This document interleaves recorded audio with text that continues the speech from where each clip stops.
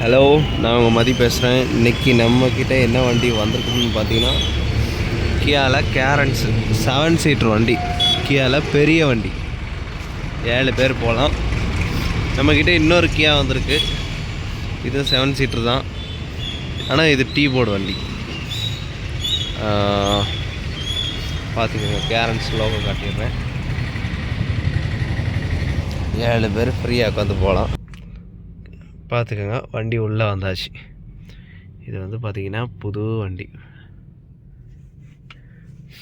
அருமையான வண்டி.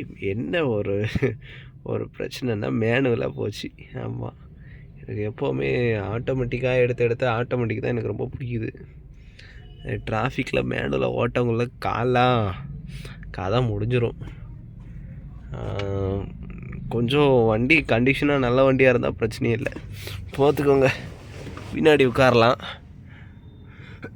பின்னாடி 3 பேர் ஃப்ரீயாக உட்காரலாம். ஒரு குழந்த கூட உட்காரலாம் ஃப்ரீயாக. லாஸ்ட்டில் பாருங்கள், அது வந்து சீட்டு மேலே தூக்குனா டிக்கியில் சீட்டு தூக்கி போக எக்ஸ்ட்ரா 2 ஸ்பேர் உட்கார்ற மாதிரி ஸ்பேஸ் ஃப்ரீயாக இருக்கும்.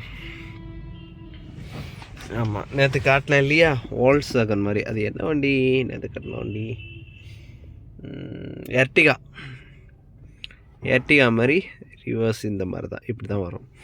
நேற்று எல்லாமே பார்த்துருப்பீங்க, அதனால் ஏதோ சொல்ல வேண்டியது இல்லைன்னு நினைக்கிறேன். ஆமாம், பாருங்கள், வண்டி ஆன் பண்ணுறேன். இதுக்கு